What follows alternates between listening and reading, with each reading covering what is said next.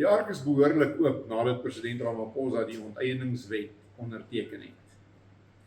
Die reaksie wat ons kry beide plaaslik en in die buiteland is regtig oorweldigend. Wat laat mense so skrik vir hierdie nuwe wet? Kyk, elke land het 'n onteieningswet. Elke land het so 'n wet nodig. Wat belangrik is dat hierdie 'n wet van algemene toepassing is. Dis nie die grondwet wat verander nie.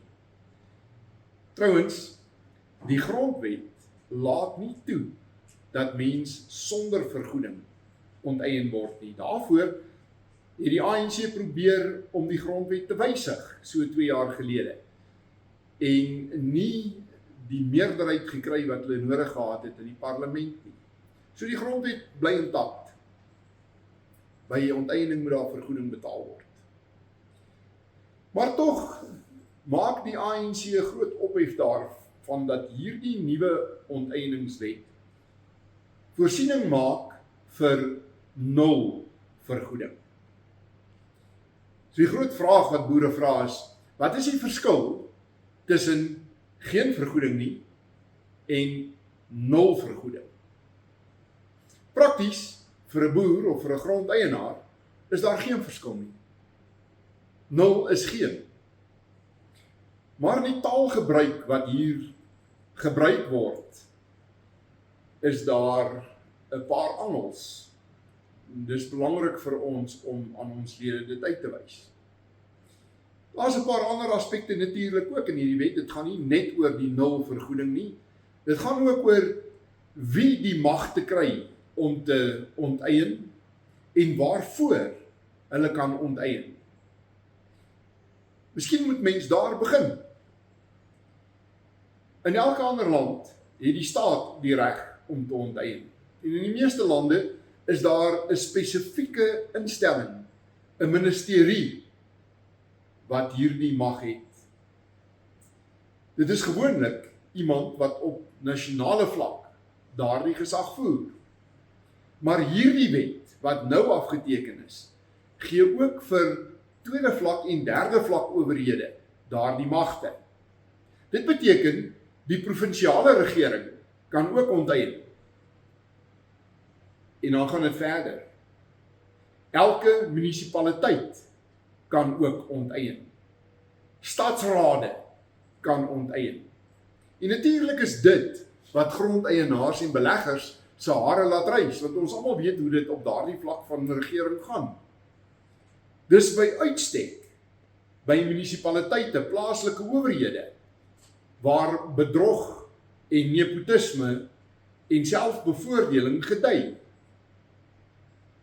En saai het ons al redelik ervaring opgedoen van begunstigdes van grondhervorming wat ook lede is by ons, wat baie maklik van hulle plase afgegooi word om 'n plaaslike stadsraadslid of onderburgemeester ter wille te wees.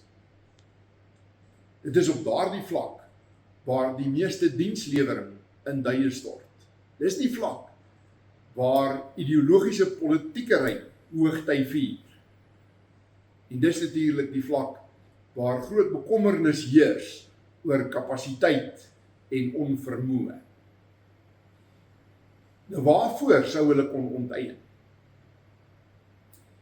Die grondwet spesifiseer dat ons soos enige ander land kan onteien vir 'n openbare doel.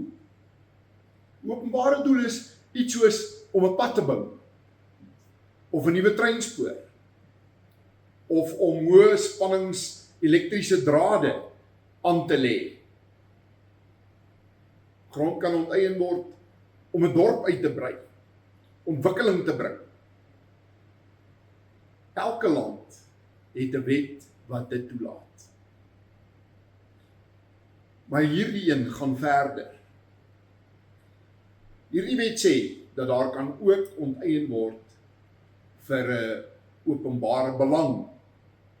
En openbare belang is dinge soos grondhervorming, herverdeling van rykdom, swart ekonomiese bemagtiging, die uitwissing van ongelykhede wat ons uit die verlede geërf het. En dis hier waar die ys dun raak en te veel magte by korrupte owerhede al die rooi ligte laat flikker.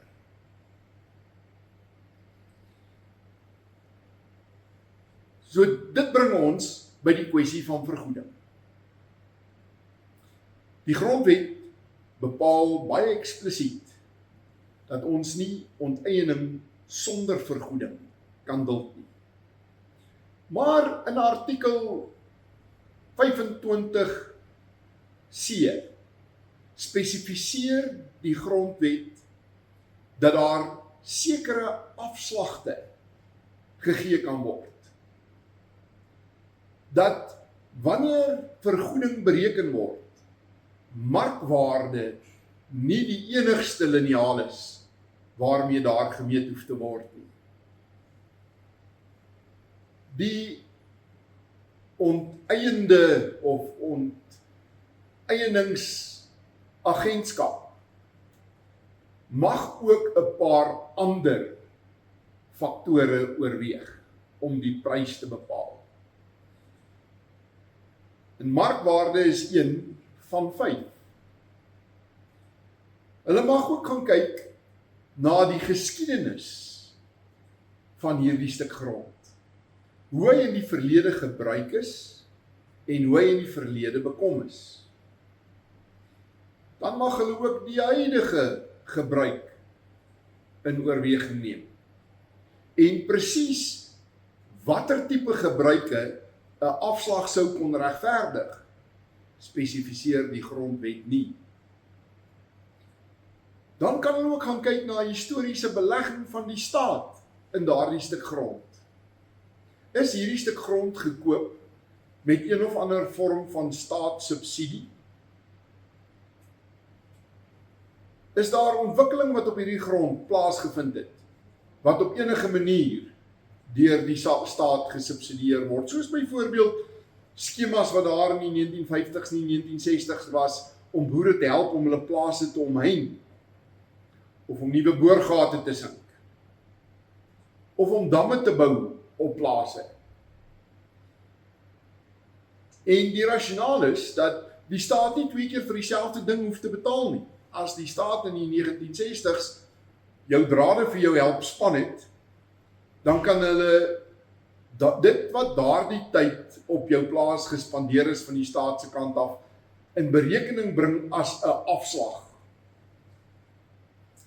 Dit is veral relevant vir plase wat met een of ander vorm van hulp van die landboukredietraad bekom is, teen dalk 'n minder as markverwante rentekoers.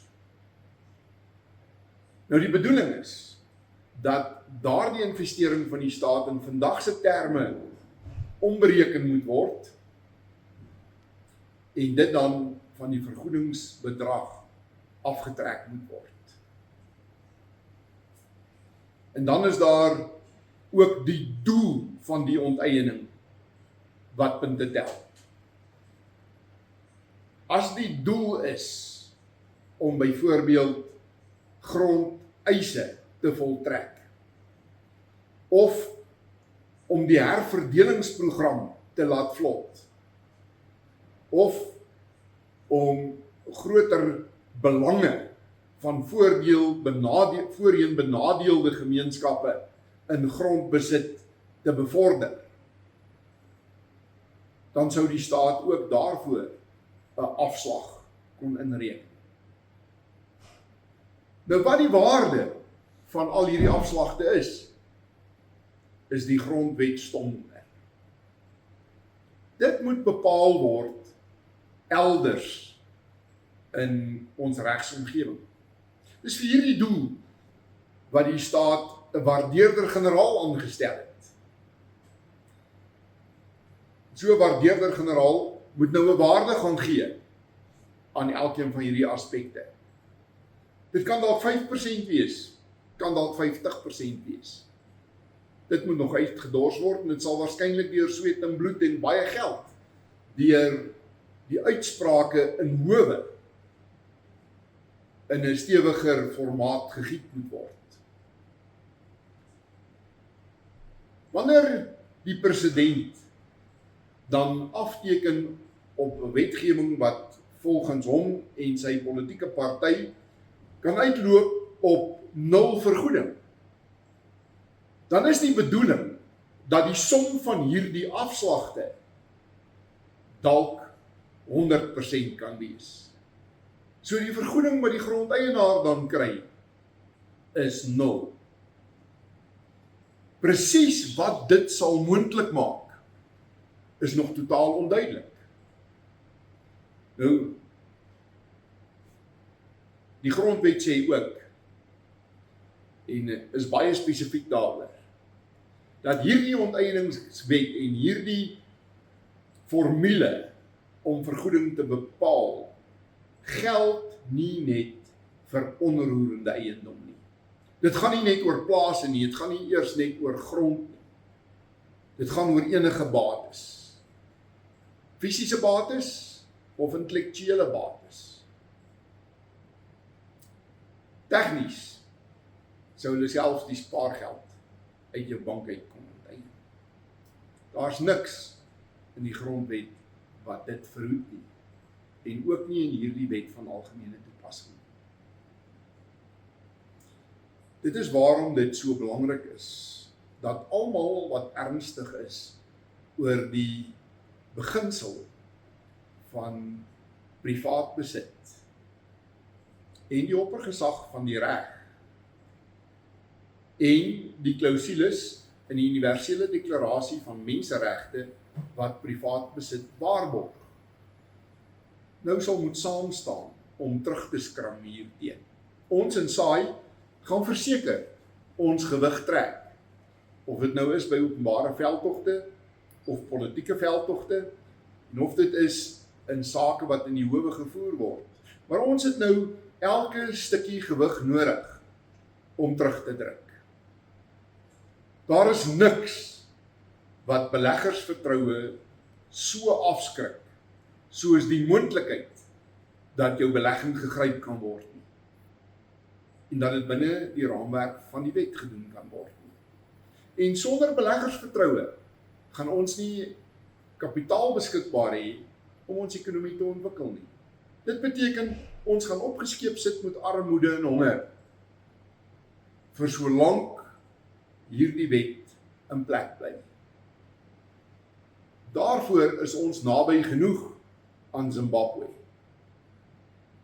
Daarvoor is daar te veel Suid-Afrikaners wat met groot oë dopgehou het wat gebeur in 'n land waar daar onsekerheid oor eiendomsreg is. Ons almal sien ook wat dit vat om so 'n land weer op sy voete te kry. Ons moet nie toelaat dat hierdie wet ons die klippe laat slaan nie. Ons moet betyds mobiliseer. Dis waarom dit belangrik is om aan te sluit by 'n organisasie waar jy ook jou moue kan oprol, jou bydrae kan lewer en jou gewig kan trek. Sluit aan by SAI, klik by die skakel hieronder.